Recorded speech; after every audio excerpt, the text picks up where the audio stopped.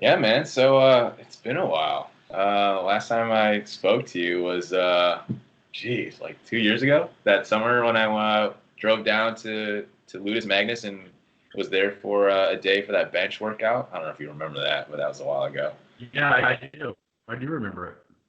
Yeah, that was the first time I used bands and I almost ate the bar. I don't know if you remember that. Yeah, that's no joke, man. It's hard, especially if you're not used to it. Yeah. How's everybody on your end? Teddy, Brooke, Trey.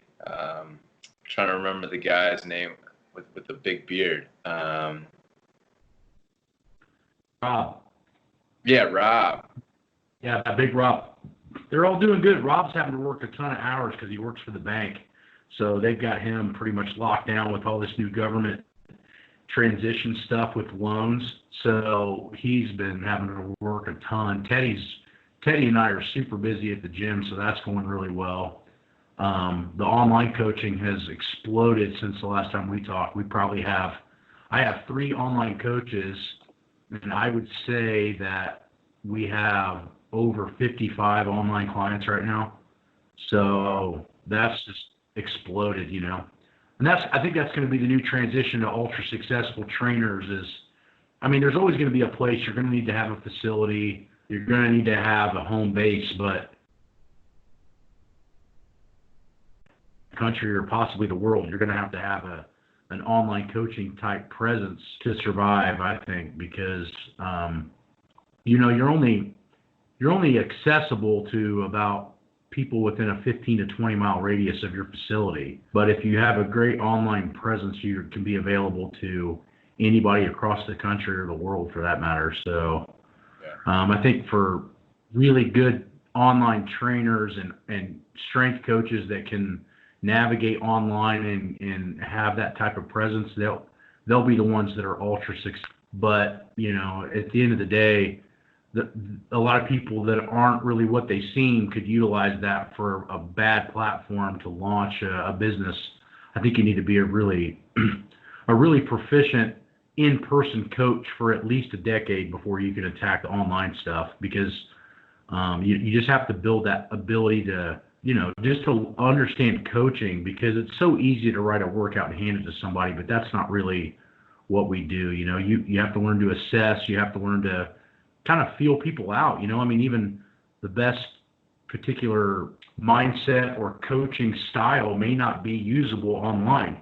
You have to figure out what's the best action for the present situation. And sometimes that's not what you would do at your gym, so. So I guess my question to you would be, how would you, I guess it's from both spectrums, coaches have to transition, but I guess from a consumer standpoint, what advice would you give people? You go on Instagram, there's trainers with 1.4 million followers, and it's if they got that many followers, maybe they're onto something. How would you, I guess, advise people to kind of just filter through the BS? Well, I think the online and the in-person 2 types of coaching follow the same, what I consider the pyramid of success for that. And one is education level. So it doesn't necessarily mean that there aren't good online coaches or strength coaches that don't have higher level education. But what you find is the higher level educated person is going to have a better outlook on keeping you injury free.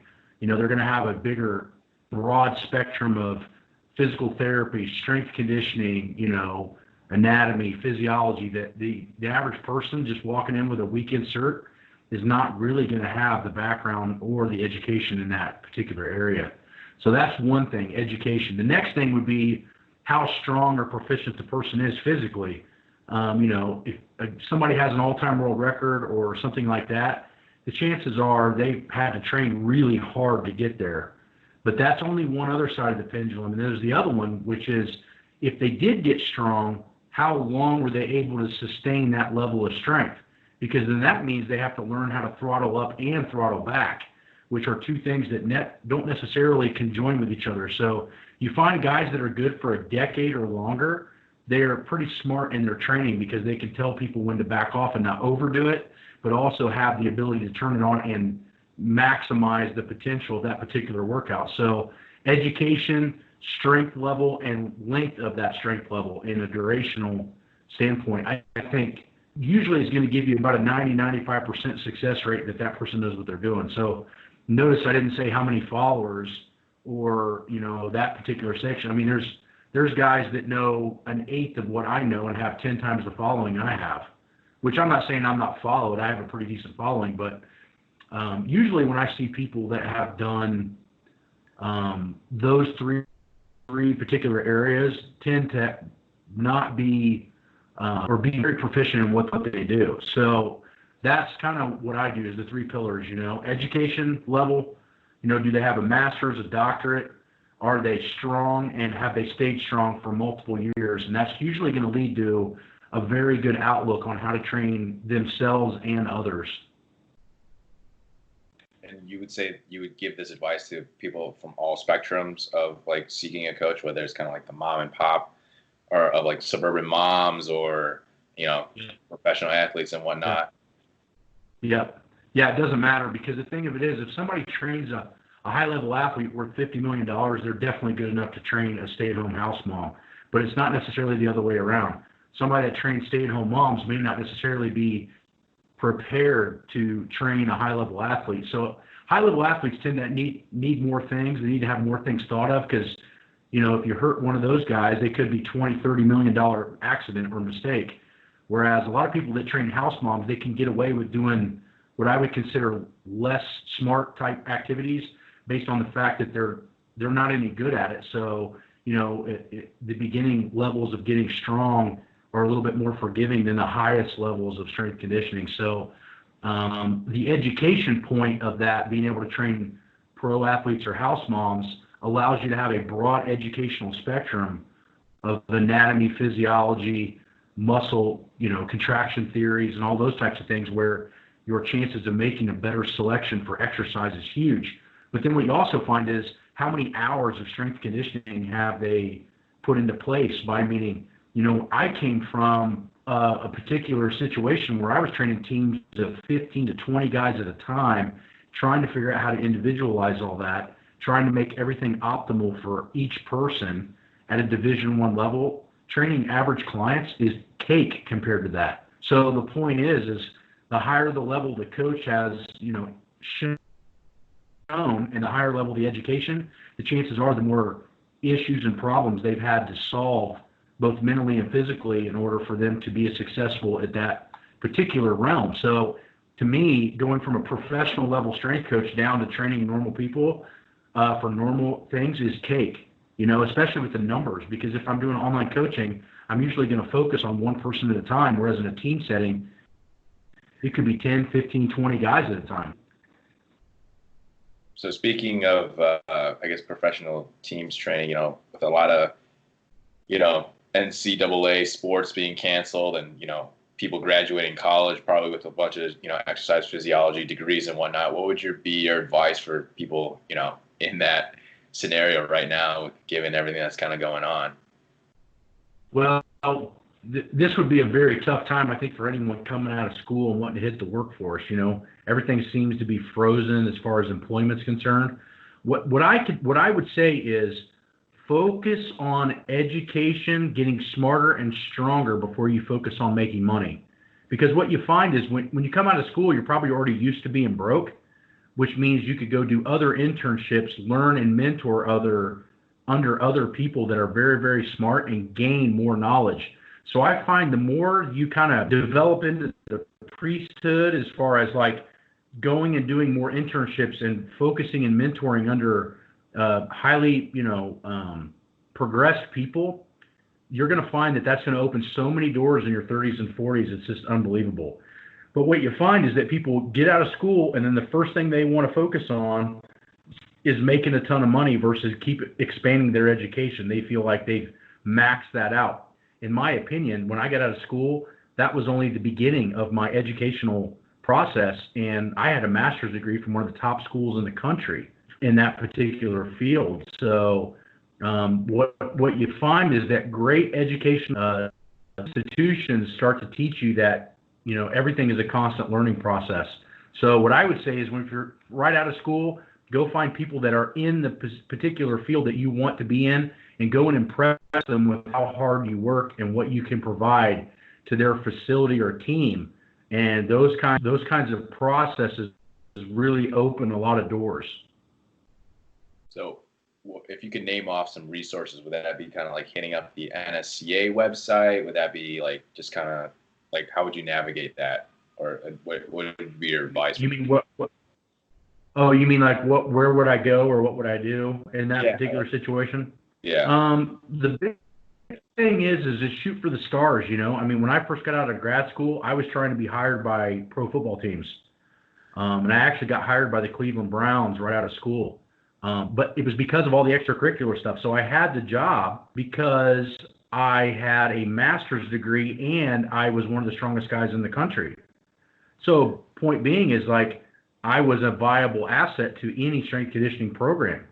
Same thing that got me into University of Texas under Jeff Madden for strength conditioning. They saw I had the grades and I was in school, and they also saw that I was, at that time, one of the strongest people in America. So for me, it was one of those shoes in. So don't be very one-sided on your particular thought process. Make sure if you're trying to be a strength coach, get stronger yourself, as well as increase your education. You'll find you'll be in a completely different boat than the person that just focuses on school.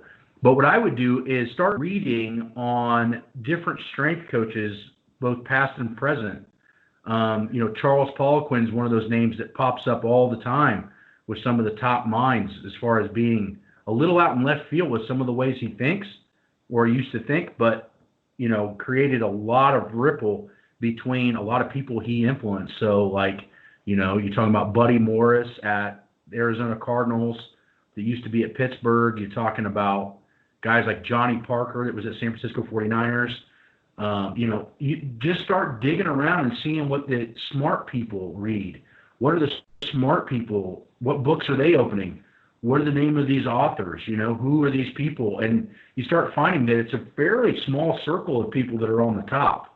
It's not necessarily hard to navigate once you really dig through the research and start seeing the names on the papers, the names on the research articles, the names that people are looking towards for high-level advice. It becomes about 15 or 20 guys in the world. So that's the trick, is just constantly digging around and looking at who's putting out, interesting articles and who's putting out interesting research. And that's when you're going to start finding that all of these people listen to each other. So it's pretty interesting when I go to these national conferences and I'll do a big talk on, say, periodization, and then the people that are coming up and asking me questions are the ones that are trend setting in the research area. So all of us are in small circles, but it's funny because we're not real big into marketing what we do. We're more big into proving what we do, and by day in and day out research and development, that you find that other people that can kind of put the wool over people's eyes and have these massive following, that deep down when they get to the core of it, they don't really know what they're doing. It's just all marketing to them. Yeah. And I've seen that time again over the last few generations, Okay. So do you think... And everything is so supplement driven too, because that's where all the money's to be made. And everybody thinks that there's some kind of fast trick or supplement that I can take. In reality, getting super strong and getting super lean and getting super athletic is about day-to-day activities and consistency in training and nutrition. Supplements are exactly that. They're supposed to supplement on top of what you're already doing correctly. And people tend to use them as the fix instead of the supplement, right? Yeah. Could you kind of dive into a little bit more about the supplement industry? Because there's a lot of loopholes in there as well. And what's good to take, what's legit, how do we filter out what's the real stuff and what's, because I know, I know a lot about that stuff. Yeah, so supplementation is tricky because in the United States it's not regulated by the FDA. So the government doesn't regulate supplementation. It's kind of a free-for-all. But there is a border matching country that we share that is FDA regulated and is treated like a drug, and that's Canada. So a lot of the supplementation that's made in Canada is actually treated as a drug. So its tolerances are very tight. I find that any supplement that enhances recovery is actually more important than supplements that are supposed to enhance performance. So if we look at everything like yin and yang, right? Like if I have better sleep, I'm going to have better performance, right? If I recover better, I'm going to be able to train harder. So I find that if you're thinking supplements, think about them affecting when you're not in the gym. So if we look at that particular thought process, then what we're going to look at is magnesium and deficiencies in magnesium. We're going to look at fish oil for cardiovascular recovery, joint health, skin and cell health, right? You find that especially today, we're so deficient in omega-3, 6, and 9 fatty acids, and that's what's causing a lot of issues. You have also natural anti-inflammatories due to our poor Western-style diet. So if you look at things like turmeric and curcumin to lower inflammation, you're going to find that those things are going to help not only the comfort of your training, but also the recovery ability of the body. So I find that if I were to say the most important supplements that people could take would be magnesium glycinate, fish oil, and turmeric. And those three for me are huge in the fact that they help me recover and they lower inflammation. And those things in that factor are going to allow me to train harder. But that a lot of people don't realize that, supplementation is not regulated by the FDA. So what I do is look to the next country that's the closest one to us that has those regulations, and that's Canada. And do you, by any chance, know why Canada is so regulated versus the U.S., or is that just kind of? I would say that I don't know the reason, other than the fact I know in the late 80s that a lot of senators signed off on the FDA not controlling supplementation. So that's not really a good thing. Canada never really had that in place. And I think that if you were maybe to look at it in a general sense, I would say the Canadians tend to be a little bit healthier than us as far as how they eat, activity level.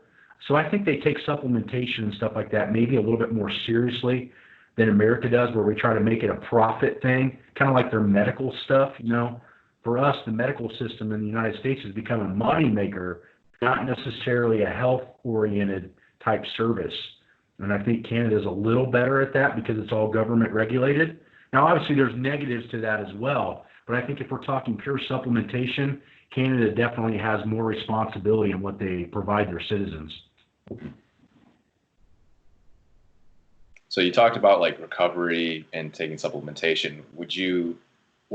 And then you also kind of highlighted about like, the day-to-day things that you need to be practicing. What do you think that the average person, in terms of what they're not doing, they should be doing in terms of like, improving the recovery without using supplements as the first solution? What would you be recommending to the average person?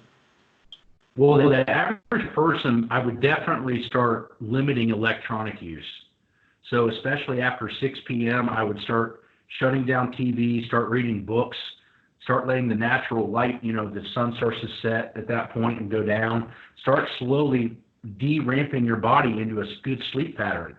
A lot of Western people go to bed too late. They sleep with the TV on or just watched it, so now the brain thinks it's time to be awake, and then they don't get deep REM sleep. So I would say that having quality of sleep for the average person is going to be massive. The next thing that I think people mess up in is having a set kind of schedule, whereas, you lay down every night at 8:45, regardless of what you're doing. The other thing that I think is huge, especially in the West, is timing your meals. I eat at 6:45 in the morning, then again at 9:30, 10 o'clock, and then again at 1, and then again at 3, and then again at around 6. And that's what I do every day. So I put myself on a structured regimen. And you find that people that don't have structured regimen of when they train, when they eat, and when they sleep never reach their goals. So what you start finding is it's the other 23 hours in the day of what you're doing that really sets the standard to allow the training to still become a stressor, but create an advantageous effect versus a disadvantageous effect. So a lot of people go in and train on moderate meals, moderate energy, and moderate sleep, and then wonder why they don't have any progress. Yeah. Yeah. I guess my question next question to you would be, so especially during these times now when people are kind of working from home, you think that would be the best time to kind of start, having that sort of schedule and just getting regimented in that way? By far and away. I think what this has showed us is that we should be working on meal preps more often. With the schedule, the way it's set now, it's really dialed in my eating even to another level. Because I couldn't go out and eat anywhere. And even when I would go out to eat, I would still eat healthy, but I started noticing that I was eating so much cleaner, even by marginal standpoints, when I had to prep all my food. And now I kind of enjoy doing it, getting up and making my own meals for the day. I think now what you find is this lack of just like self-responsibility now. If you're stuck at home, why can you not prep all your meals for the day? I mean, I get it if you have a 10-hour office job and there's no break room to prep your food. I mean, I still don't get it because you could get up in the morning and make all your stuff for the day. But now, what's the excuse, right? You're home all day. Your kitchen's probably within 50 feet of you, and you still can't make your meals correctly. But then you want to go to the workouts and provide a subpar performance because you don't have all that stuff straightened out. It's one of those things where I guess another thought process on that is something is better than nothing. So all this staying at home and working from home, I'd rather see somebody doing body weight workouts and start getting into a regimen of training. And then once the gym opens back up, one, they're not going to get beaten to the ground because they're still already kind of in shape. And two, they've already made it a regimen. And that's the hardest part, I think, is creating the habit. And short-term habits take 30 days and long-term habits take upwards of 60 to 90 days. So we've been off work for 3-4 months now? Yeah. And we still have people that don't have this particular, lifestyle set to reach their goals. And that's where you find everybody's having the biggest issue. So I think being stuck at home on the nutrition and sleep side is actually an advantage. So how would you advise people to start? Do you kind of like take one task one time at a day, or just kind of like, all right, let's see this game plan. Let's just try to execute all these parameters all at once. Or is it kind of person to person dependent? How would you advise someone on that aspect? Yeah, I think it depends on, let's say, the goal of the aesthetic, or what's the athletic goal? Is it looks? Is it performance? So we need to look at that. Then we need to look at how far out of whack are we for being healthy. So if somebody's 5 pounds overweight, we don't have to do a ton of dietary adjustment to fix that. But what if we're 35% body fat and we have zero muscle? Now, the most important thing is going to be dialing in food, right? We need to get to eat correctly first. So it kind of depends on how far on the spectrum are you. Are you only 5% from where you want to be, or are you 200% away from where you want to be? I think the biggest fix for most of us, especially in the West, is fixing the diet and the sleep. Then the training comes next. But you won't hear a lot of high-performance trainers say that, but it's in reality, that's the case, I think. Okay. And then if you were to give someone like a time frame, like a realistic time frame, what does that on average kind of look like? Because I think, especially nowadays, everyone's looking for the quick fix, lose 30 pounds in a month or something like that. But you and I both know there's rebound effects, and that's not like a long-term habit adaptation. Yeah. I think that the further away you are from being perfect, the easier it is to see progress at first. So if I'm 350 pounds and I'm 45% body fat, it's not going to take very much to get me to 300. Now, if I'm 180 pounds and I'm 6% body fat and I want to be 5% body fat, it could be 3 times the amount of work that the person has to do being overweight. So what you find is, I think a realistic goal for most people, if they're insanely big and they have issues of that nature, you probably could lose 30 pounds in a month. You could lose a pound a day. But a lot of that's not going to be body fat. It's going to be inflammation. So if you go to eating clean. So if if people have an interest in that, you know, you could go on my website and get the nutrition manual, but it talks about creating the long-term habit. I find that doing a cheat meal every 3 days for a certain period of time, then a cheat meal every 5 days for a certain period of time, and then go to a permanent cheat meal every 7 days or 7 dinners creates an ultimate habit, but still allows some lifestyle to average people to be able to go out and eat and make it a social thing. But yeah, you're going to have rebounds and stuff like that. What I always try to tell people is try to do everything 90% right, because the other 10% will make or break.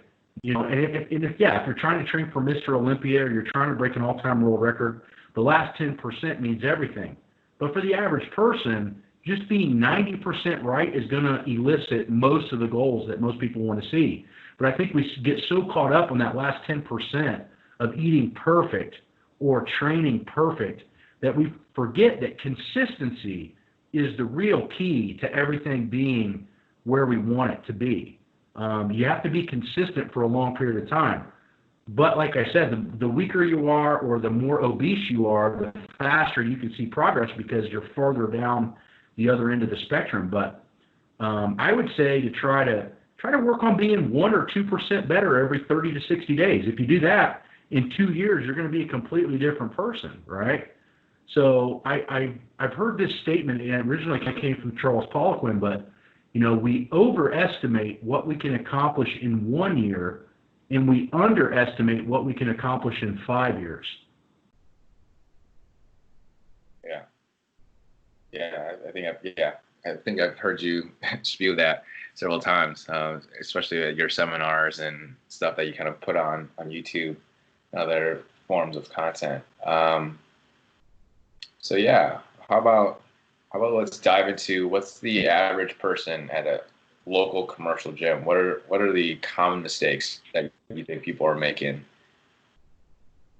Common mistakes would be they're training too long. So, you know, your body's going to start shutting down at about 50 minutes.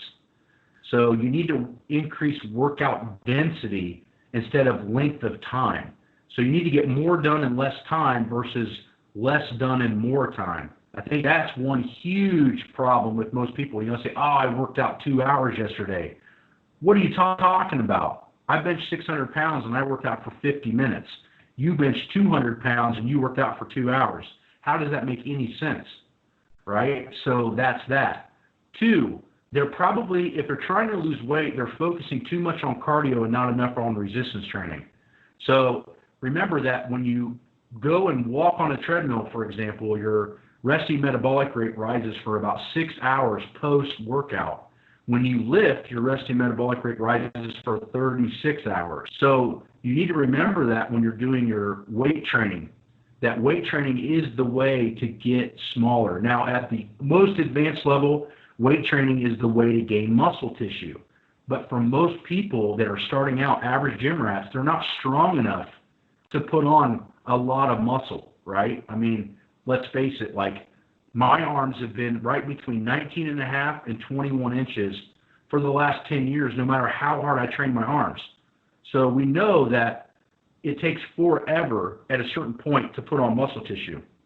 Second of all, you find that the average person is overutilizing the same exercises too often.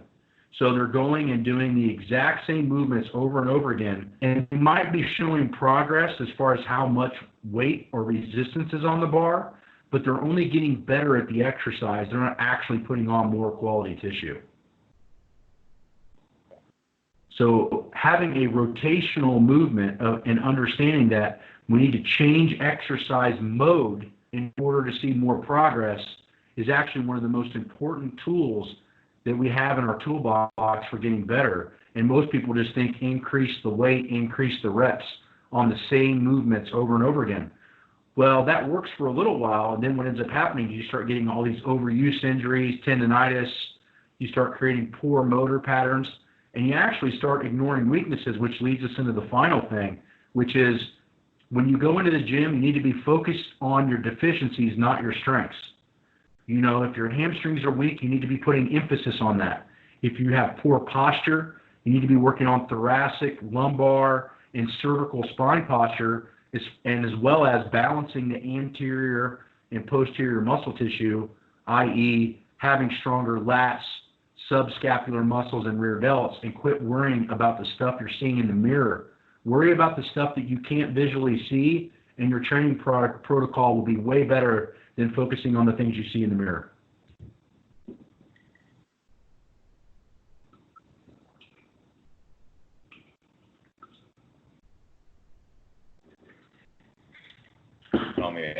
What are you drinking over there?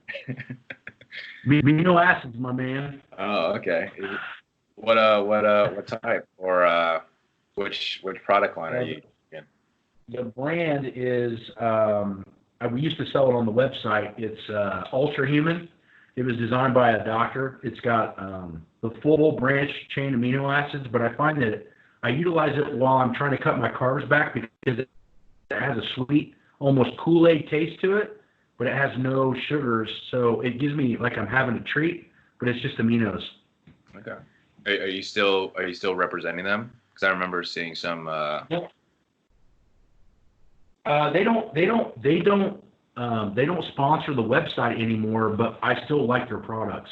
Oh. So we still mess around. They're kind of a smaller brand, so they're not like a Metrics or an EAS. They don't have a lot of money for marketing, but I do like their products immensely. So everything that I'm involved with on the website, we have battle tested and tried, and I'm a huge fan of or take it myself. So, that really limits the amount of brands and types of stuff that I'll put on the website, because for me, it's not about making money. It's about giving people the quality products, Yeah. I guess my next question to you would be, what are some common limiting beliefs that people have, and when it comes to training, but some of the things that through your clients you've been able to show that been able to prove that stuff wrong. Like, I think you've worked with some special needs population folk, elderly moms. If you can kind of highlight some of the things that common people might think, like, oh man, I'm too old, or I'm too much of this, or what would you say to those people? Well, the big thing is that you always need to be focusing on gaining or sustaining maximal strength. Maximal strength progress is going to be huge for bone, ligament, therefore making you more resilient to injury and also helping balance and coordination. So you're never too old to train to get stronger. Now, maybe if you're 65, having the idea of benching 600 pounds is no longer going to be feasible, but it doesn't mean that you need to be insanely weak. Yeah. What I have found with a lot of the aging population that I have trained is that when they trip and fall and get injured, it's not that they don't know that they're falling. They're just not strong enough or quick enough to catch themselves anymore. And I think that by training and sustaining muscle tissue and neurological connection to those muscles, that you could actually almost sustain or reverse the aging process and allow the body to kind of stay in its prime quite a bit longer, or at least not get into that frail position nearly as quick. And that is the goal, I mean, I don't think that the human race is ever going to live much past 100, but it's not the length of time, it's the quality in which you're around. And I think that what we have to start realizing is that our bodies are kind of a present to us that we need to keep in great shape. We need to keep monitored, and we need to stay healthy and strong. Just because we're doing the small things doesn't mean that we can avoid the big things, like you got to feed it the right fuel. You got to give it the right rest. You got to give it enough of a resistance training to realize that the environment in which it lives in needs to always be challenged slightly in order for us to stay in a healthy position. Yeah, because I know, especially as content that you're pushing out now, you learn a lot more from the age of 30 to 40 than you had in any of your other years. Could you highlight some of the things that you're adopting now, with your relationship with Stan and other folks? That'd be interesting to kind of talk upon. Yeah, I learned a lot about how to optimize training and optimize eating. When I was in my late 20s, all I cared about was how strong I was, and that was fine. But what I started to realize is that was a very singular goal, and it started to affect all other forms of my ability, just as far as work capacity, just overall functionality, blood work, all these different things. So my initial goal in my 30s to my 40s was to figure out how can I sustain all of this muscle tissue that I've worked for so hard, but not have it affect my blood work anymore and actually enhance my life. And I found that my biggest hole was nutrition. So I was always a good sleeper, but once I started to fix my nutrition, it was almost like I couldn't believe how much stronger I could be at a lighter body weight with less inflammation. So if I had one thing to go back and change in my 20s, would have been learn to eat cleaner to make the same progress, because all that muscle was quality.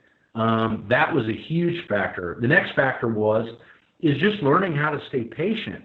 That was the other thing that made me a great lifter. Was I was strong out of the gate. I was a 500-pound bencher in high school. It took me until I was 29 to bench 600. So imagine I benched over 500 at 18, and it took me another 10 years to get another 100 pounds stronger. But I was okay with it, so because I learned to love the process.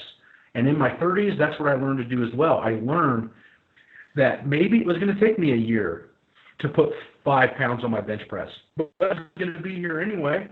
So I might as well do it super smart, not create the joint wear and tear, and find a way to get stronger while reducing or sustaining a low level of mileage.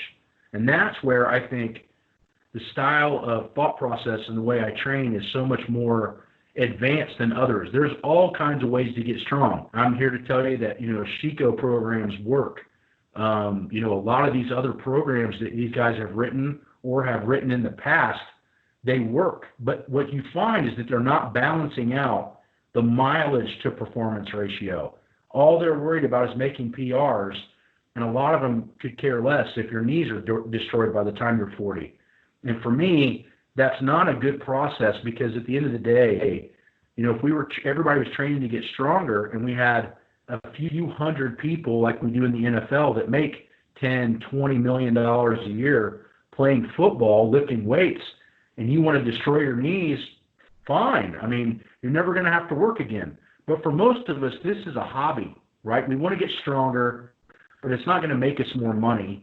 It's like a selfish goal that we have, which is not bad. But the point is, it's not a job. And the thing of it is, it's not going to feed your family or make you money.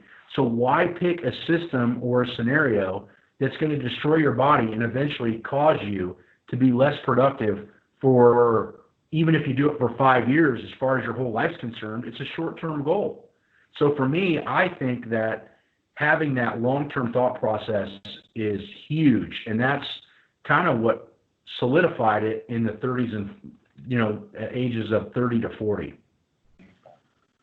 And how do you physically know that you've gotten good sleep? Because I think nowadays everything's like on an app. Like everyone's measuring their sleep on an app, and I don't know how accurate. Maybe you can touch upon that, because I remember reading, I think it's Unplugged, like Dr. Andy Galpin. He's just saying like everything's just like so much technology based, and it's like we're kind of losing, I guess, that natural like feel of what it's like to know exactly how to function as a human being these days. Yeah, usually I'm pretty in tune with my body, so I can tell by my quality of training how well I've slept.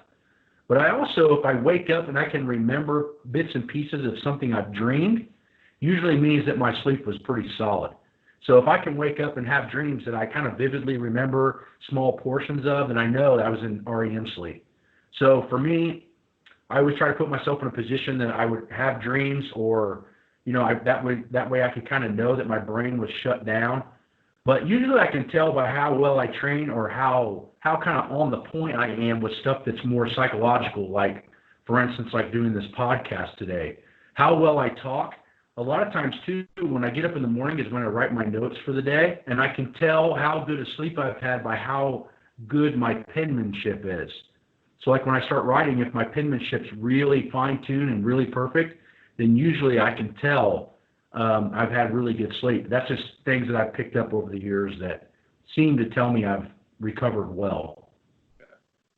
And then what about recovering well for the next training cycle or next training day? per se? Like what's some, I guess, mental or physical indications that you feel that you're like, you know what, this is a good day to kind of push the envelope or a day to back off? How do you kind of judge that?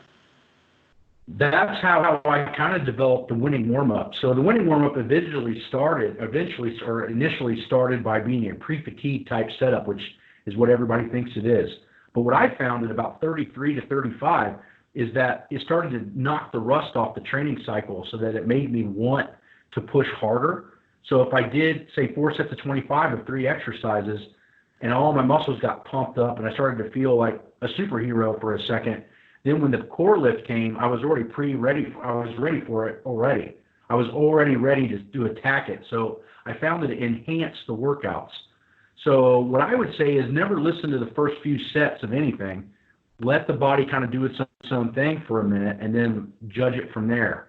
But I would say that usually a great training day is going to be closely correlated to how my body's not only taken in food, but also recovered in the last 24 hours. So if, let's say I have a heavy training day tomorrow, then I need to eat for that today. Okay. And then, so I remember listening to something, I think you said, I think it was an NSCA seminar that was posted on YouTube. But you were saying that like if you started noticing that you're like not as hungry, like that's a huge, or like a red flag. Like, can you kind of reiterate some other red flags that that you would advise people to kind of be cognizant of like, oh, like you're clearly not recovering from what you did previously because of X, Y, Z indicators? Yeah. Yeah. So the first thing I noticed is that, and this is in the exact way. The first thing I notice is that my sleep's off. If I start overtraining, I notice that my sleep's off and the training becomes a higher stressor. So then it actually gets me more agitated. I'm more anxious. I have issues of that nature. That's step one, and it messes up my sleep.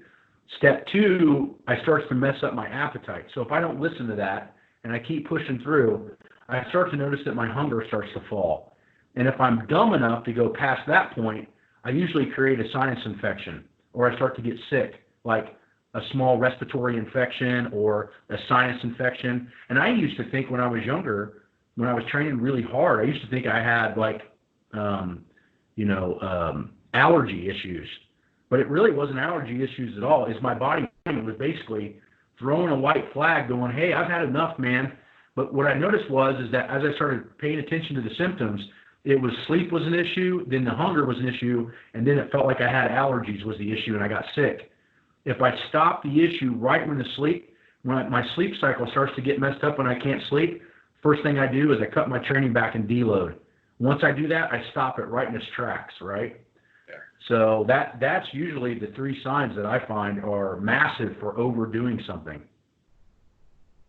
How much do you think outside factors like work-life balance or like all those other stressors play into the role of training as well? Because you're kind of highlighting about stress.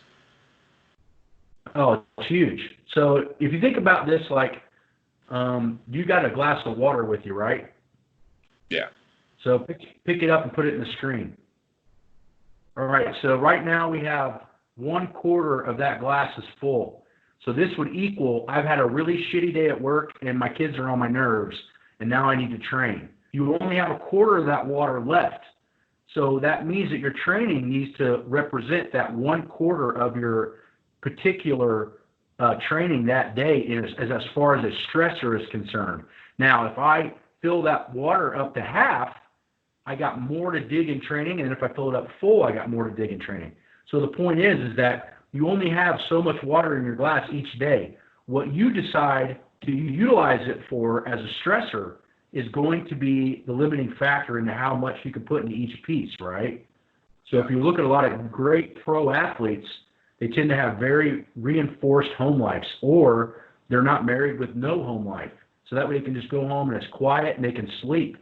But usually great athletes tend to have like wives or husbands that take over a lot of the other responsibilities so they can just focus. Yeah. But if they come home and they're dealing with all these particular issues, you're cutting down the amount of water that they have in that glass per day to train. So stressors outside of training are massive in not only the body's ability to recuperate from the type of training you're doing, but the intensity in which that training can be applied. Once you lose so much energy, you only have so much left. You can't go in the negative. So think about it like, a car, for example. You're not going to, if your car starts to show low fuel, you're not going to try to make it to work going 150 miles an hour. You're going to putt. You're going to go really slow. You're going to make sure the car shifts at a very early rate. You're going to lower the RPMs down so you get better fuel economy. And that's exactly what you have to do if you're draining stress out of that water jug. You know what I mean? What's your take on, I guess now it's a little bit different since most people are working from home, but what's your take on people who kind of like just sit all day and are very not mobile during the day, and how that affects, their overall health? And I feel like you could definitely speak upon that. Oh, yeah. Well, that is going to mean that most of your training is going to have to revolve around fixing and sustaining the posterior chain. So glute activation, hamstring activation, lower back mobility and strength, thoracic spine strengthening, scapular muscles, neck posture.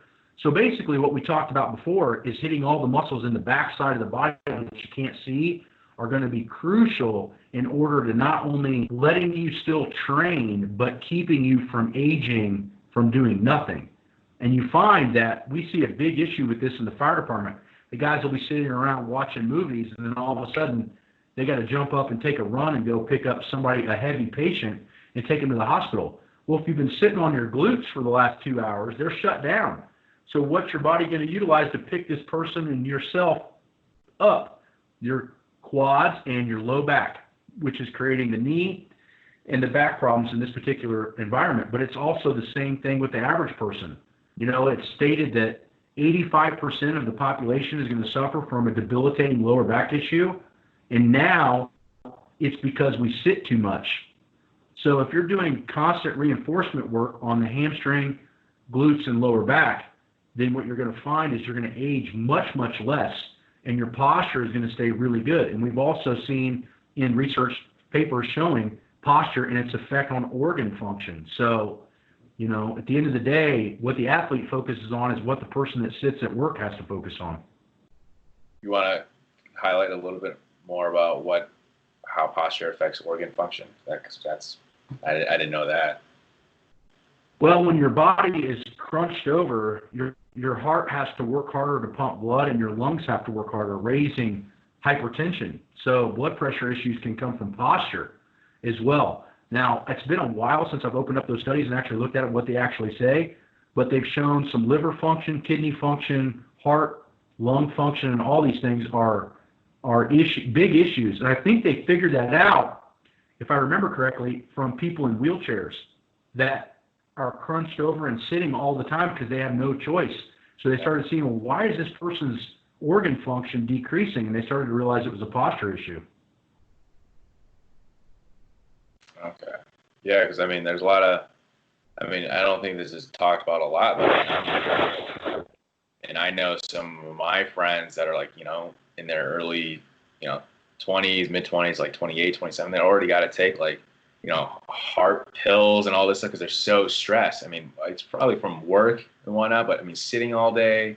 And so maybe that would be a thing where you would advise them, look, just hit the gym, work on your posture so you can pull yourself off of those drugs. Because I think you and I both know, the drug is huge, and it's trying to mitigate the symptoms and not necessarily the overall, cause of the issue. Yeah, they're putting Band-Aids on bullet holes is what they're doing with that. And that's the type of people that you would take their workouts and you would use them as stress relievers. So you would not take their workouts to try to increase performance. You're going to try to just increase functionality in their general lifestyle. And that's the difference between working out to be an athlete or performance-based versus trying to get people to feel better in daily life. Some of the things are the same properties, but the level of intensity is much, much less. It really, if you focus on working out for just general health and fighting stress, your workout only has to be 20, 30, 40% of what a high-level athlete has to be. And the big deal is with normal people is you want to find the level of exercise that relieves stress and doesn't bring more stress about, and that can be tricky. So having a pertinent person that does your online coaching and regulates your training, or a personal trainer that can kind of calculate that for you is massive. I would say that I am paid probably 50% of when I'm paid or why I'm paid is to tell people to back off, not to push harder, telling people how to back off. That is more important than teaching somebody how to push. And I think we're not been taught that is really a good trainer's job, is to be able to tell you when to stop, not when to go. And do you think that's just kind of part of our, culture where it's like you're the tough guy if you're always just pushing and like going full throttle, but again, that's not like a long-term sustainable process.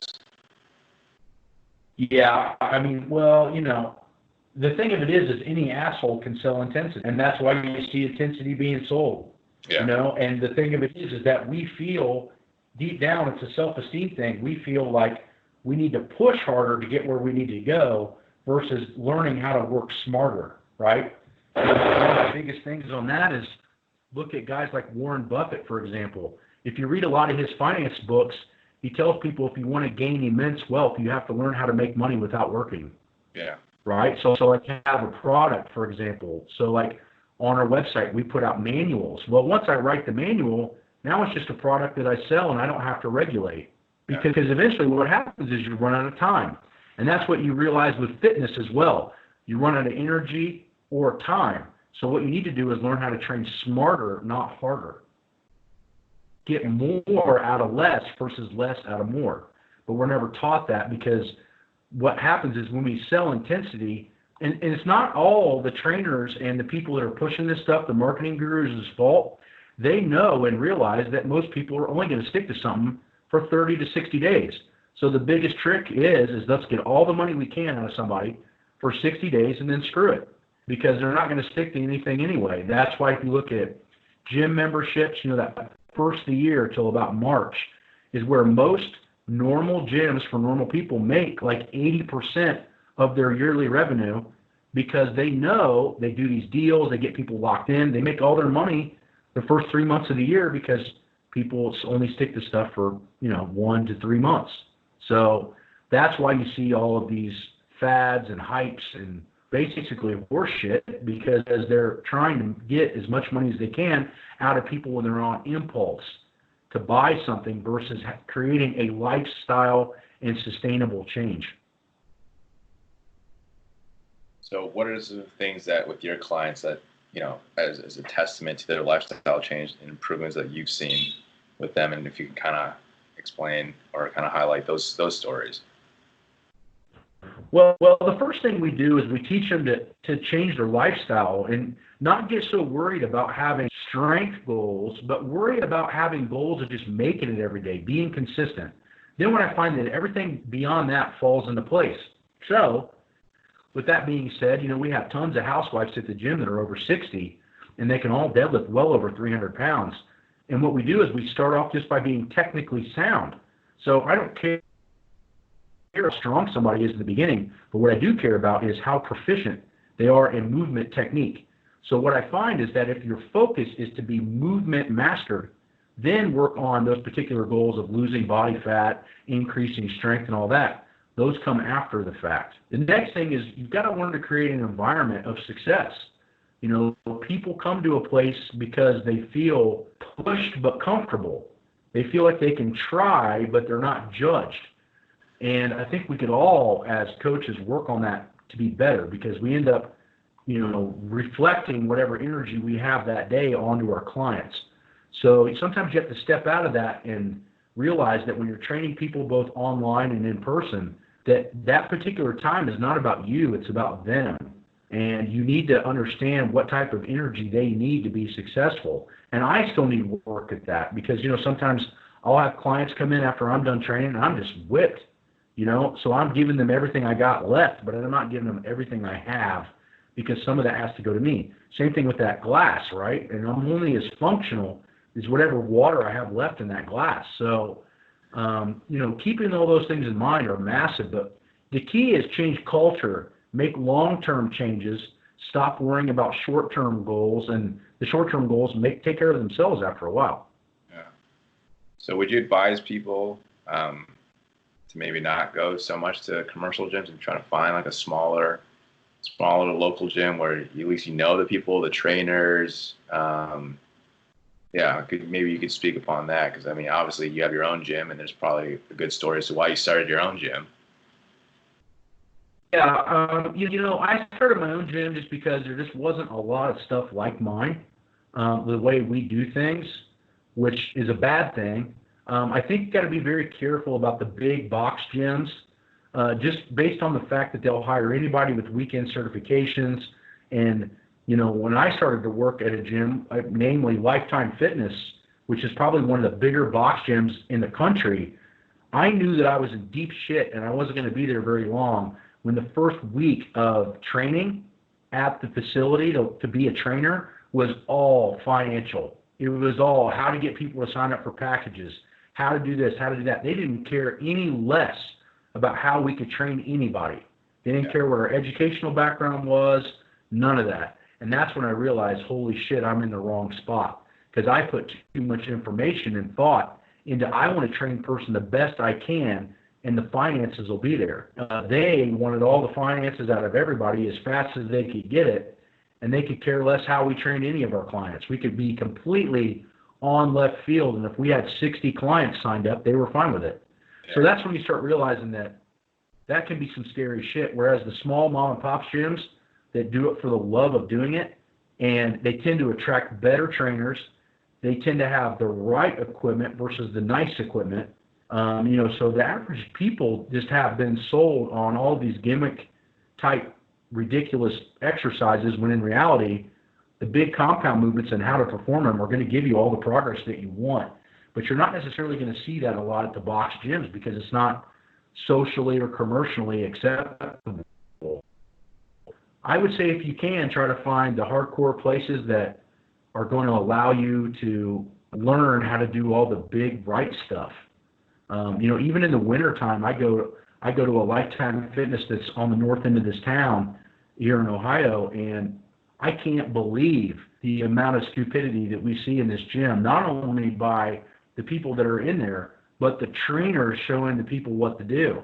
And you're realizing that this is why we don't get a lot of respect in this field, is because we don't have these standards and protocols that allow even the baseline trainer to have a great education in what's acceptable and what's not as far as form and exercises. So it's tough sometimes to go in there and see those types of places, but I would totally recommend trying to find the smaller places that tend to have more passion. Yeah. That tend to have more financial thought. Yeah. No, I mean, I've been going to the same gym. I mean, I don't know if you know Chicagoland suburbs that well, but it doesn't matter. But it's like all the way out in Deerfield, and I'm in the city. But I mean, I've been going there since 2014, maybe 2013, somewhere around there. I mean, it's the same gym that I've been going to, small. Yeah.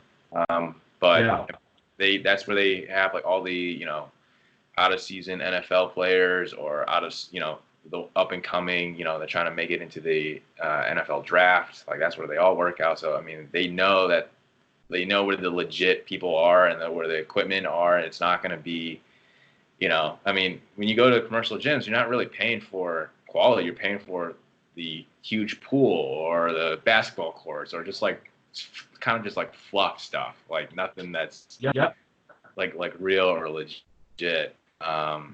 But again, those ones are kind of a dime a dozen, which is kind of sad. But again, I think you kind of hit it on the nail there, where it's like you've got to do your digging. And again, like people don't know that those facilities that you and I both appreciate, like they don't cost that much more, or maybe they're even less, or even the same price as to what you're paying for, say at a Lifetime or a Sky Fitness or just like any other kind of large chain commercial gyms. Yeah, you're exactly right. You got to go to a place where it's a passion and not a business, and then you'll find the right stuff.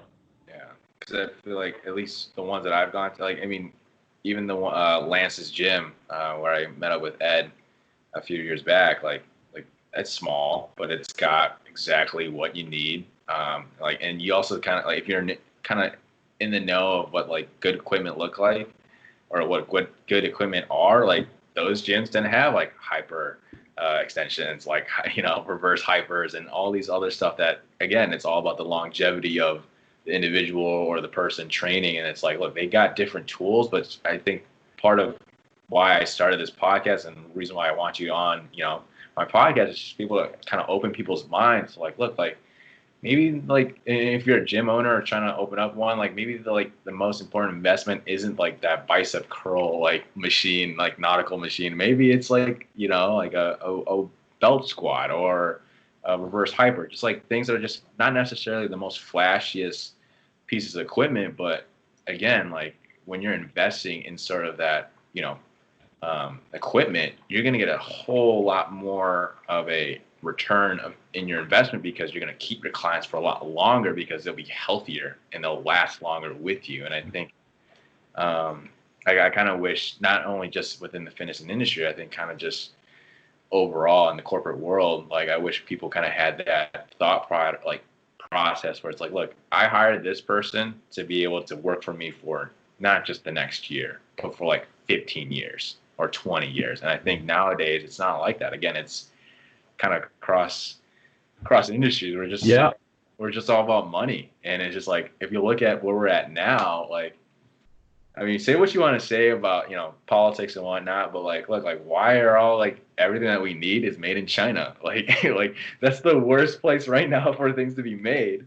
But again, it's cheaper. It's more, I guess, cost efficient if you want to put it that way. But again, it kind of screws people over. Well, what we don't realize is we're paying for that regardless, because what happens is, and a lot of people don't know this, but 30% of the pollution in California is caused by China coming across the ocean. Really? So you can actually see the pollution clouds coming across from China into California. And the reason it's so much cheaper is obviously the labor is cheaper, but also they don't have EPA. So when they're making all this stuff, they're not filtering the air, they're dumping shit into the ocean. Eventually that stuff's going to come back and bite us in the ass. Yeah. But, I mean, yeah, it's one of those things. That's why we build, the equipment that I make is all made in the USA. It's all handmade by union labor. It's all the baddest shit you can buy, but it's expensive. Now, there's probably another company that can make my machine way cheaper, but they're not going to be supporting any U.S. business whatsoever. Yeah. And that's what I keep trying to tell people is like, you're going to pay for stuff to be made quality, made right, and also follow regulations. Yeah. Yeah. And I feel like I'm glad they're starting to come down on Chinese sanctions like that.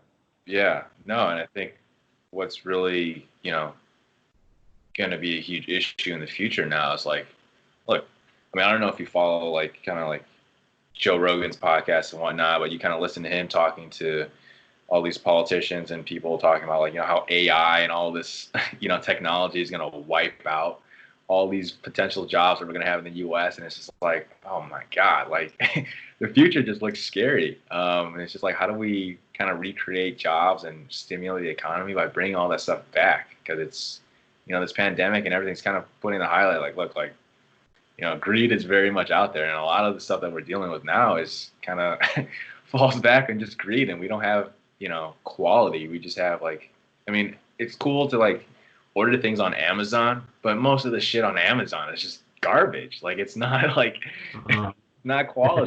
It's all bullshit purchases. Exactly.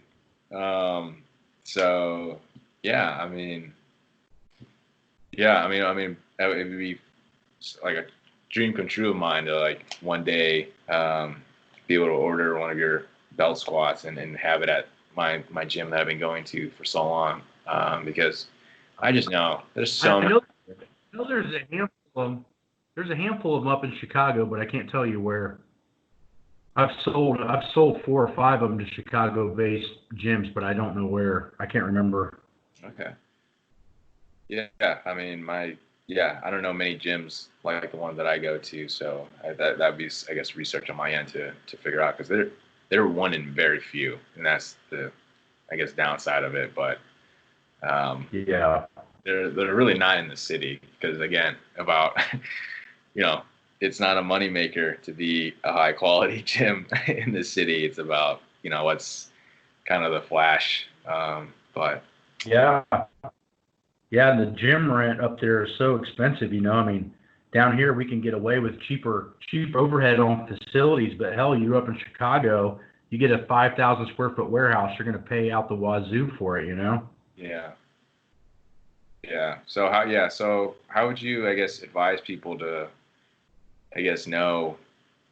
I mean, I guess we kind of already talked about like what's a quality gym, like better trainers, education, certifications. Like, so I guess what would be the education and top certifications that people probably don't know about, that you would say, like, look, try to find out this information? Because again, they have like the list of trainers typically on all their websites, but I think people don't really know. Like, I don't know what's I think a master's degree trumps every certification. So if a guy has an MS against his name, he's had to go through undergraduate and graduate studies, meaning he's not messing around. The next thing you're going to notice is probably the best certification that you can have right now that would separate would be the CSCS, Certified Strength Conditioning Specialist. That means that you are qualified to be a high school, college, or professional strength coach. It also means you have to have an undergraduate in a science degree in order to even take the test. So for me, if you don't have a CSCS or an MS, I don't care what certification you have. To me, those mean that you're willing to put your money where your mouth is and actually go get a real degree. And that to me means more than any cert. So you don't believe in the NASM, because that's super popular. Yeah, if somebody comes up to me and tells me they have a NASM, I say, show me how to squat, and if it's less than 405, they're kicked the fuck out. Yeah. But you notice I don't put anything behind my name other than my degree. I put Matt Wenning MS. I have certs. I don't put them. I don't care. Like, to me, certification means you can memorize a test, Yeah. Yeah. And I think that's something pretty big in I guess in our society now. It's just like people will have, even if they have degrees, even if they have certifications in whatever field, it's like, okay, but can you actually like be able to explain it to somebody, teach it to them, and actually not come from an aspect or from a mindset or viewpoint where it's like, look, I'm just here to make the sale. I'm just here to grab your money and move on to the next person. I think that's something that, especially in the corporate world and especially in the world we live in today, like we kind of forget what real customer service is really like. And like, sure, regardless of what business you have, like, I mean, I'll be honest, like my parents own a small family restaurant, and we've been, in business for over 30 years. And especially during these times, like people like who have been very loyal customers, like they buy like $100 gift cards, and they put $10 tips, and that's not because we're the best like Asian Thai small business Thai restaurant in the Chicagoland area. It's just because, look, like you build relationships, you build loyalty, and I think that's something that people just forget. It's like, look, like at the end of the day, regardless of what business you have, at the end of the day, the person that's making the decision, it's a person. It's not just a money transaction. I think that's something that we kind of forget. Especially in the corporate world, as I take this kind of corporate hiatus and just kind of like take a break. Yeah. No, I agree. I think there's other responsibility on the other side of the consumer. I actually had this pretty interesting conversation with a doctor not very long ago, and he said, you know what? I have told people how to eat correctly for 20 fucking years, and nobody listens to what I tell them. So now when they come in, I give them a short spiel on how they need to change their eating, and then give them the meds, because they don't want to hear me telling them how to change their lifestyle. They just want the quick fix. And I tell them, look, here's the here's the ramifications of this quick fix, and they do it anyway. So a lot of these doctors consider, and it's the same situation if you think about it for trainers and whatever, is they get sick and tired of telling people the right answer. They don't want the right answer. Yeah. They want the easy answer, and it gets them to the point that they get more frustrated, and they just don't want to deal with that situation anymore. So they just give people what they want versus what they need, and that gets difficult as well, you know. Exactly. It's like you're highly qualified. You want, you know, to give them the best advice, but again, you're not really rewarded with doing what's right. You're just, again, because the consumer is just like, look, just give me the pills. Like, that's easy. Like, let's just do it.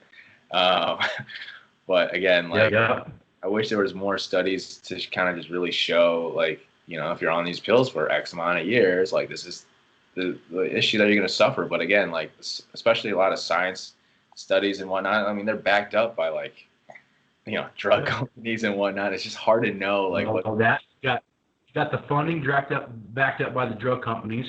All of those studies that you're asking to be done are long term, which is very hard to control variables, right? And then 2 or 3, the other issue is the ability for all of the medical community is developed off of drug money. It's not developed off of health. The thing of it is, what's funny is I went to this big seminar, and this one doctor was talking, and he said the goal of new modern medicine is not to make people healthy, it's to keep people sick and on drugs. And I was like, holy shit, you know, I mean, it makes so much sense now, you know. So it's kind of scary, you know. And a lot of the medical profession has given up because people don't want to do things the smart way. They want the quick fix. So is it the doctor's fault? Is it the economy's fault, or the consumer's fault that everybody thinks about just taking your money now versus telling you how to do things right? Well, there were a lot of people around that were telling other people how to do things right, and nobody wanted to listen. And then so they end up becoming that type of person, which is not an excuse, but it definitely is a variable. Yeah, I mean, after watching that, the Chris Bell's documentary, you know, Prescription Thugs, like, you just like, geez, like, that's just like murder waiting to happen, but like, it's just extended, you know. It's just like, geez, like, it's just so easy for people to just get hooked on these drugs. And like, you wonder, like, especially right now with like COVID being talked about and all these patients that are dying, it's like, look, like, if you're already like not working out, not eating healthy, not sleeping well, and you're always stressed, like, maybe a virus that you've never been exposed to, maybe that will be the thing that's going to take you out. Because again, you've got a bunch of variables that weren't already aligned with putting you in the best situation and best spots. So I'm not trying to be insensitive to people that have passed away from COVID, but again, it's like, that's just the way I look at it. I'm like, look, like these people are dying because they were already like unhealthy, and it's just like, whose fault is it? Maybe not. It's not about blaming anybody's, who's like putting blame on any one particular thing, because I think blame could be shared all around. But again, it's about trying to make people responsible and take ownership of the decisions that they make. Because at the end of the day, well, not only that, we're the only species on the planet that protects our weak. Yeah. Right? We protect our weak. We put our weak in front of our healthy, and then we wonder why we're in this particular situation. Look how much commercials went up for fast food during COVID. Oh, yeah. You know how many McDonald's commercials I heard during this virus? And you're just thinking, this is the problem. You know, I found another interesting article I read. It was a while back, way before all this happened. Yeah. And it said that what you need to be focused on is things you can control. And things that you can control is be a poor host to a virus. If you're so healthy and your immune system's so good and you live so clean, the virus won't have anything to do with you. Yeah. Instead, we're worried about shit that we can't control. Yeah. But it's funny, as a species, that we end up trying to protect the weak links of our you know, particular evolution. You know, we let the overweight people, you know, overweight people breed. We let the unhealthy people with bad genetics pass it on to new kids. You know, we did. The biggest and the strongest lion is the one that breeds with all of the female lions. Exactly. You know, he's the one that rules the roost, and we don't do that shit anymore. And that's why we're going to end up killing ourselves. Yeah. We're going to make ourselves so weak and feeble and so unable to adapt to change they were eventually going to kill ourselves. Yeah. Well, I mean, you think about how increased the usage of like DoorDash or Uber Eats. It's all towards, like non-healthy foods for the most part. It's not like everyone's like DoorDash and like, oh, let's try to get some more like high quality food. It's like, no, probably most of those businesses that have that thought product like process probably went out of business during all this time because again, like they're just trying to, do right, but by trying to do right, most people aren't paying for that. They're paying for what's the easy, what tastes good, what's high fat, high salt content. Like, I both know like salt's not the devil here, but again, like, yeah, but it depends on what the salt's on, what the sodium's in, exactly. Right? Yeah, if it's high sodium from McDonald's double quarter pounder and French fries, bad. High sodium because it's a clean fillet, good. Yeah. I mean, there's a difference. I don't think it's the sodium in and of itself. It's what is the sodium on, right, or in, you know? And do you want to touch upon, I mean, I honestly, I would love to one day be able to kind of pick Stan's brain one of these days, but maybe that's some time in the future. But again, like maybe you can kind of talk about, like cooking oils and how that affects like our food quality and stuff like that. Yeah, Stan's the big expert on that, but cooking oils end up affecting how well you can absorb certain types of food and also your gut inflammation and lack of absorbability. So a lot of times cooking oils, although they help the food prepper, i.e. the restaurant, cook the foods without burning it or give it a certain flavor, what ends up happening is that it changes how the body can absorb that particular type of food.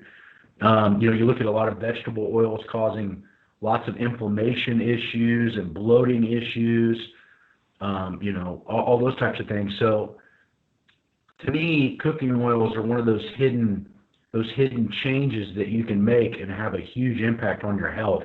Yeah. The other thing you have to know is if you're affected by certain oils. Some people have small, I don't know what you call it, like allergies to particular types of oils and don't even know it because they're so unhealthy. Yeah. I started to notice when Stan first started changing my diet is that when I would go out and eat to certain restaurants, even if it was quality food, i.e. Benihana, yeah, they use that rice oil and vegetable oil when they cook the particular meats and things. I can't eat that anymore. Like now that I've eaten clean for 3 or 4 years, my body completely rejects that food, and it just goes right through me in like 45 minutes. Now, if I had to cook it without the oil, I completely absorb it, and it's fine. Yeah. Point being is a lot of those things are huge issues on how well you absorb food and how your body tolerates those particular types of calories. Yeah. And if you don't mind, it's maybe, but if you want to share, what are those symptoms of like how your body feels? Is like skin reactions? Is just kind of like, bloat? Like what are some of the things that you've been able to be sensitive?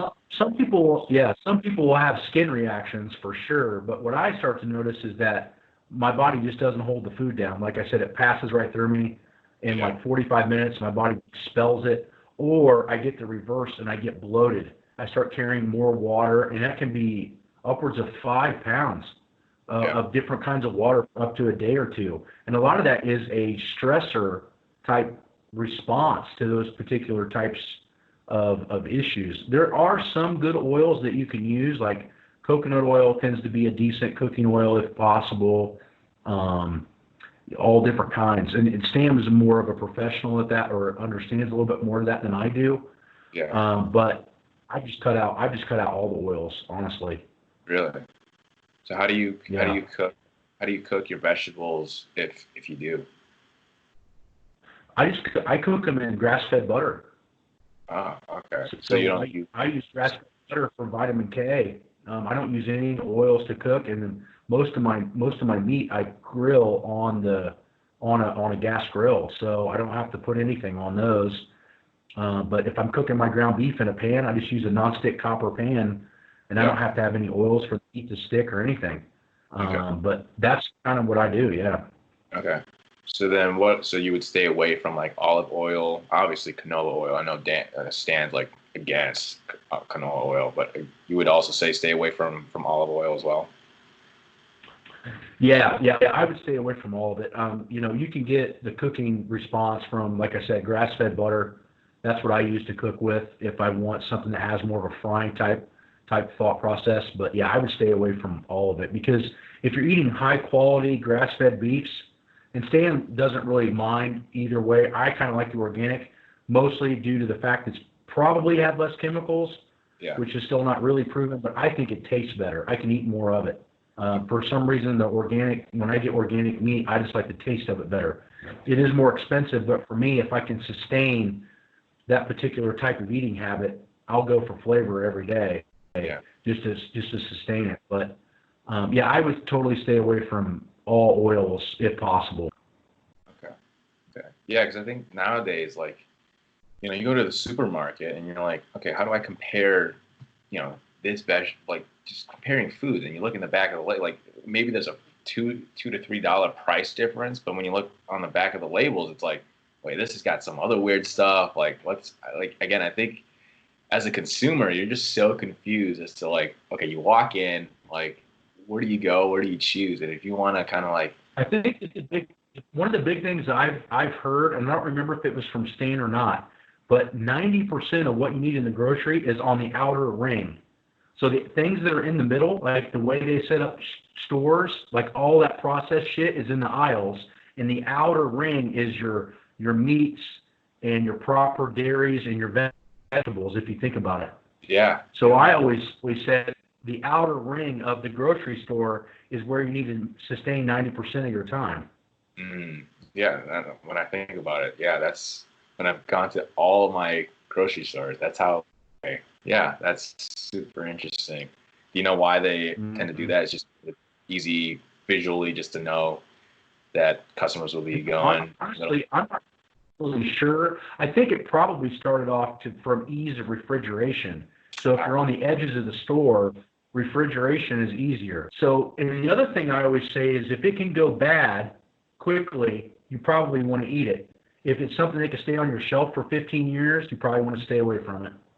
Yeah, it's all the preservatives and excess chemicals to make it last longer. Okay, yeah. Yeah, I don't think that there is a core. I don't think there's a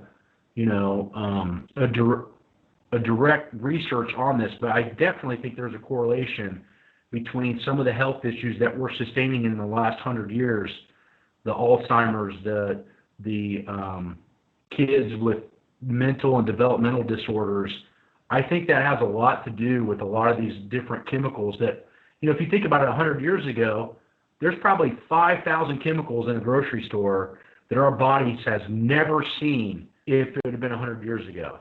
Yeah. You can't tell me that there's not an adverse reaction to that, right? Yeah. But I think just to do a study on that, especially nowadays, like it'd be super hard. But I think sometimes you just got to take matters in your own hands. Be like, look, logically, probably, yeah. Like there's probably some correlation. I mean, like think about how many kids now like are told that they got ADD or they've got like some behavioral issue or something. It's just like, look, like maybe because they just like think about how much the average high school kid or middle school kid is like intaking sugar at this point in time. Like they've got Gatorade, they've got all these sodas, and then they've got all this other like they eating cereal in the morning. Like it's just like so much, and we don't know exactly how much that's affecting our society. But again, like sugar lobbyists will neby pull back that money, and be able to do and fund that study. So yeah, not by a long shot. That's the problem is the food industry and the sugar industry is such a large component of federal money that it's scary. Exactly. And yeah, last night I was watching, I don't know, like if you watch anything on Netflix, but I don't have you ever heard of the Patriot Act, the TV show? Yeah. Yeah, and then I was just introduced to it like recently, and I just listened to the episode about marijuana and how like all these large like maybe it's like 5 at most like large marijuana companies are just buying out all these little mom and pop shops and just making it into huge like corporate entity, and all these politicians that are behind it. It's like, holy shit, this stuff doesn't stop at sugar or food. It goes everywhere. It's just we just live in a crazy Yeah. time. Yeah. It's all about control and money. That's exactly what it's about. Yeah. So I guess it's, up to people like you and other folks that, really want to have an impact on the world to continue to do what you guys do. And again, like, that's why I started this podcast, was to be able to seek out those individuals that maybe no one, most likely people probably haven't heard of, but like, they've got the degrees, they've got the knowledge, they've got the intent, the actual honest intent of like trying to make our society better. But they've got to be able to, have an opportunity to get onto platforms and get noticed and get notoriety or get attention. I think that's one of the things that's super difficult in our society now, is that in order to get attention, like, again, at the end of the day, it costs money. It costs money or it costs time. And so it's up to people. It costs money or it costs time, or you got to do stuff almost so outlandish that it creates bad attention as much as it does good attention. And that can be also another major factor of issues, Exactly. Like, I mean, that would be crazy if you ever end up on like an Instagram post on Kim Kardashian, but how's that ever gonna, like, she's promoting like, like the waist trainer and all this other stuff. And it's just like, God damn, like, if only like some celebrity or somebody with that star power could be like, look, like, this is the real stuff. But again, like, but like, you got like Jennifer Lopez, promoting like, random shit about diets and all these things. And it's just like, it just, again, it's a lot of, it's hard to know what's like legit stuff and to really filter through the noise. And I think it kind of starts with, how we're raised and how we're, like, kind of educated in our education system. It's just kind of like, here, like, pass the tests, get X, A, B, or C's, and then move on. You're never allowed an opportunity to question and ask why certain things are happening, and again, and we don't ever teach kids to passionate things, we teach them to just have this structured, like, industrial style of thought process and education. Einstein was super smart because he thought different than everybody else, and we don't necessarily condone different. We try to get everybody to conform, and I think that's just causing a big issue.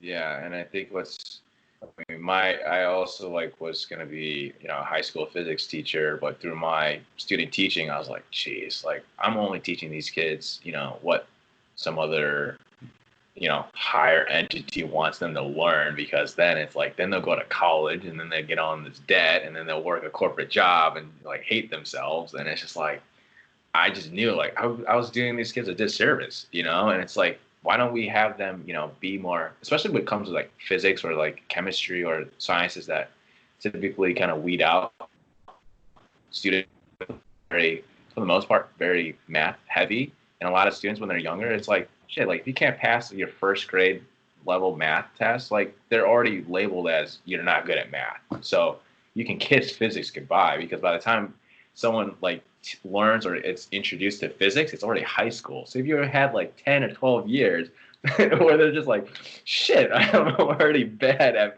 math, and now I'm gonna like shove physics in my face, like, fuck this. And so, well, like, no, I had those kids listen to, Neil deGrasse Tyson with Cosmos on Netflix. It's just like, we gotta like get people like introduce science and intellectual thinking in a different way, and where it's like, oh, like, I really want to like actually learn this stuff, versus like, here's a physics textbook, let's run through these chapters and then take a test and then move on. Because again, like, if you pass this test, I get a good rating as a teacher, and then my good rating allows me to ask for more funding. And then where's that funding coming from? Well, it's coming from kids who do well on the state test. And then it's just like, it's just this never ending cycle. And it's like, geez, I wish there's got to be some way to break that cycle. And especially right now with everyone getting schooled from home, it's like, if you're a college student or a high school kid going to college, like, there is no way that the cost of college should be the same as it was prior to COVID or prior to this pandemic.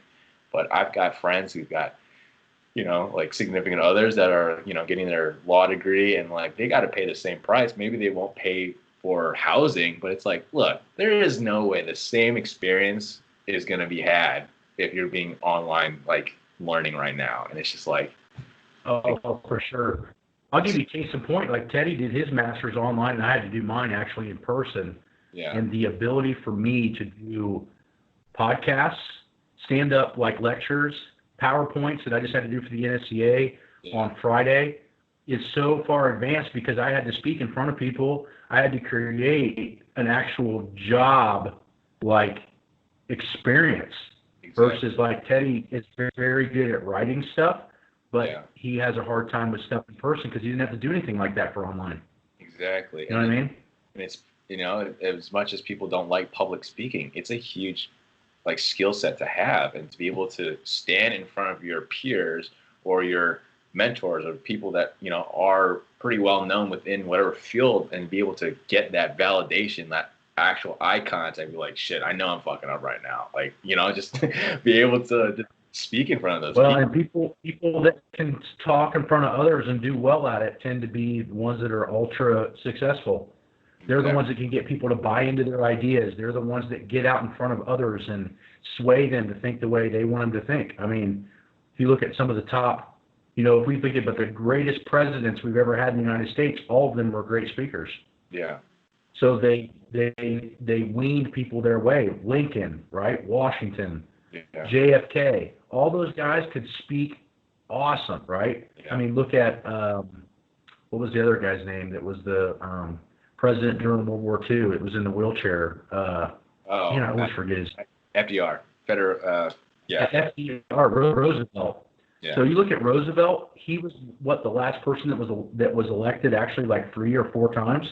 Yeah. So he was actually president more than 2 terms, and his ability to speak in front of people was unbelievable. And that's why he was so good, and the community stood behind him no matter what. Yeah. I don't think that if FDR would have been president, I don't think that we would have done as well in World War II, just based on the fact that he got the country to rally behind him. I mean, that helped with Pearl Harbor getting bombed, but we stayed out of the war for a long time, and they followed what FDR thought was right because he was so well loved, because he could speak. Yeah. So you have to look at that, you know. You have to look at that as being a very powerful tool. Exactly. And if you look at, all these higher paying jobs, or if you're trying to climb the corporate ladder, if that's someone's, dream, it's like you start to see that it becomes more customer facing. Like you have like a business development guy has to be flown out to talk to customers. A account executive has to be able to sway people, or just be like, look, like this is why this product works best, and whatever your intentions are. But like there's just so many. And I think that's what's hard now is like, when you come out of college and you have all this debt, like the first entry level job you have is typically like a customer service job, like regardless of whatever company you work for, or your customer service rep. But it's just like, again, and it's just one of those things. It's like you can have those skill sets, but I think sometimes companies don't allow for people to, master their craft and already wean those potential workers out by just hammering them with, the mind draining tasks of like, answering emails or answering calls. It's just like, okay, like, I think that's why, like, that's why it's right now I'm taking a break from looking at jobs. Cause it's like, when I look at these jobs, it's like, oh, like, you're asked to be the hardest worker in the room. You're asked, like, are you an A player? It's like, I don't know if I'm an A player in your type of environment, because again, I haven't mastered any of your like technical knowledge yet. Like I was working for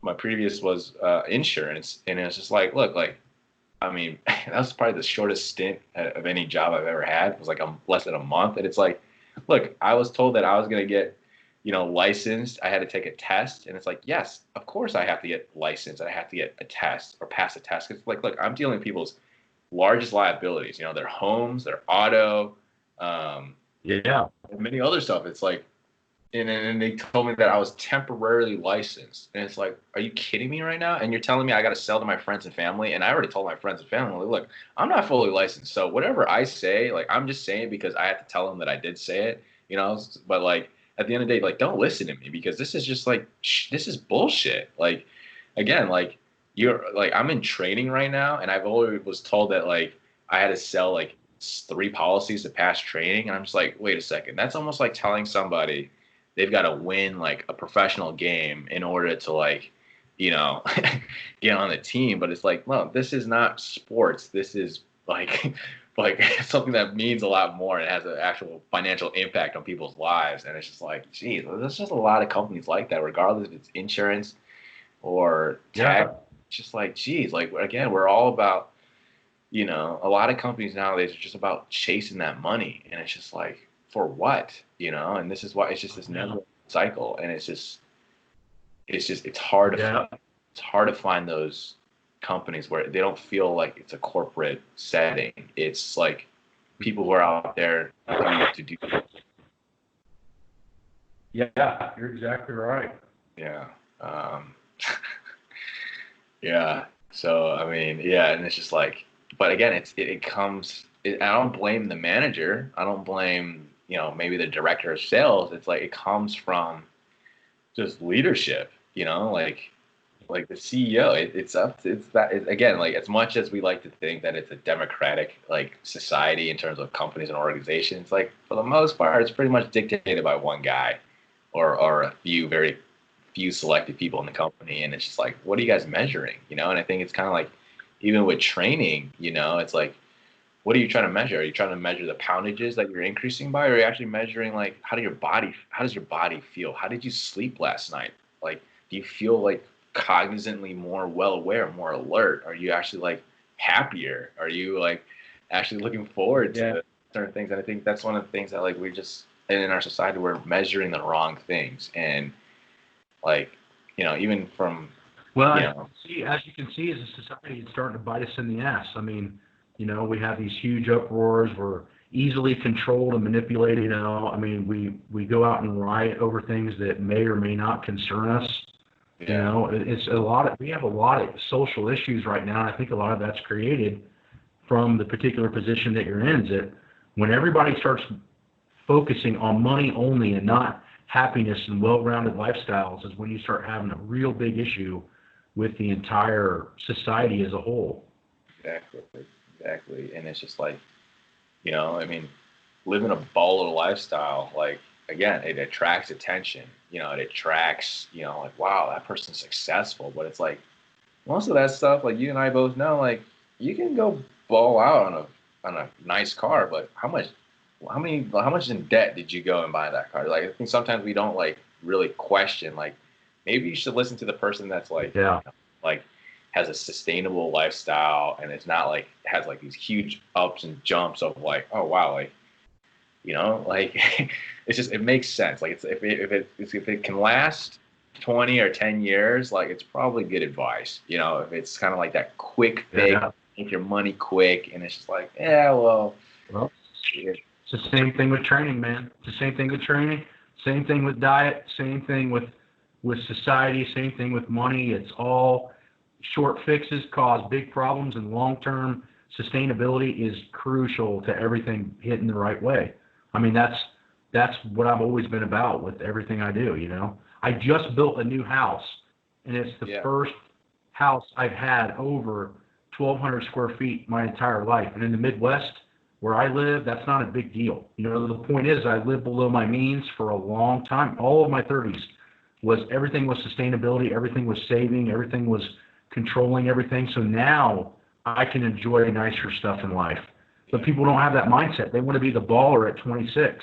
They don't try to save up and be the baller at 40, which is where it really matters, you know? exactly. Because that's when you have more liabilities, like you know, more mouths to feed. Hopefully, if you're you know have like kids and whatnot, and it's just like again, but to have, and I think that's also why I started this podcast is to connect with like-minded people. Because again, like I'm getting my friends because I think they're also like, in this system, but it's like it's just hard to be that type of person where it's like, look, like maybe we shouldn't be like going out every weekend, like hitting up all these bars, getting drunk, getting like you know blasted, and it's just like because again, like you know, like it's not cheap, it's really not cheap, but like, but I think deep down inside, people use those things as an escape. You know, like this, like one of the funniest things is like when I know when I watch the Patriot Act, especially that marijuana episode, is like the amount of marijuana consumption like skyrocketed when COVID hit, and it's just like it's because people are depressed. Like honestly, like, people wanted to like not live in the reality that we're facing right now. It's like, yeah, well, that's why like people drink a lot and people smoke a lot, and it's like, again, like drinking and smoking, I don't think it's bad. It's just how you use it, what you do with it. And again, anything can be abused,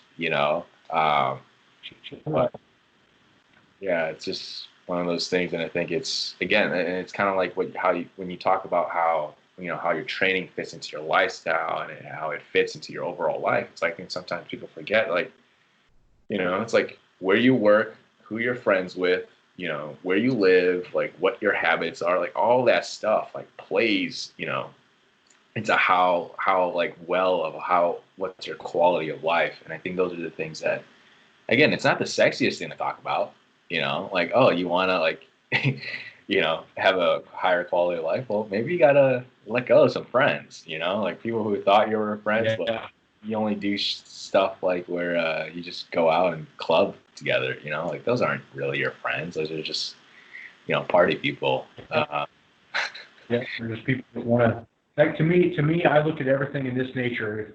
If it doesn't make me better tomorrow, I don't want to do it. Yeah. Whether it's strength or education or something. And to me, nightlife like that just never amounts to anything.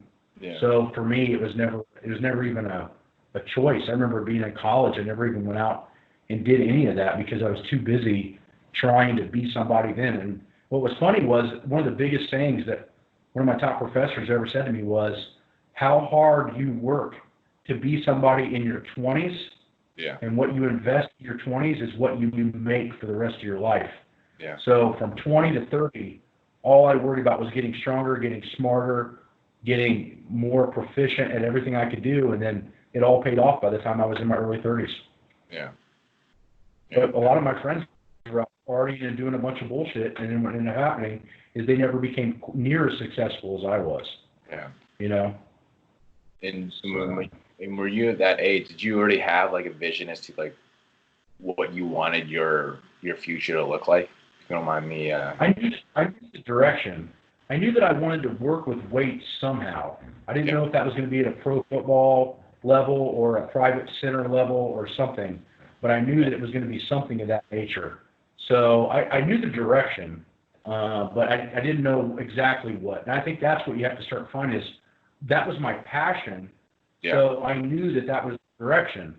You don't have to have everything laid out exactly where you're going to be, but I think you have to have a passion already set by the time you're in your early 20s or you're going to be in deep shit. Yeah.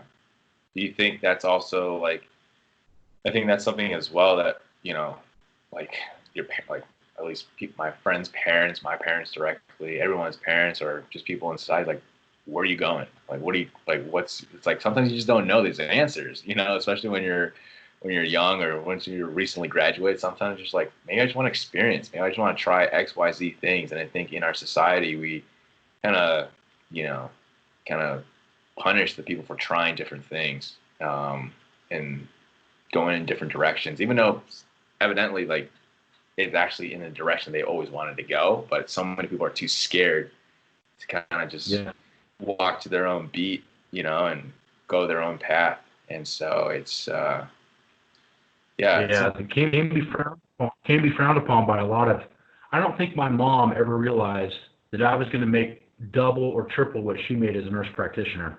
Yeah. I think she thought that my stuff was just a hobby and I was never going to be able to make it a profession, but she always supported it.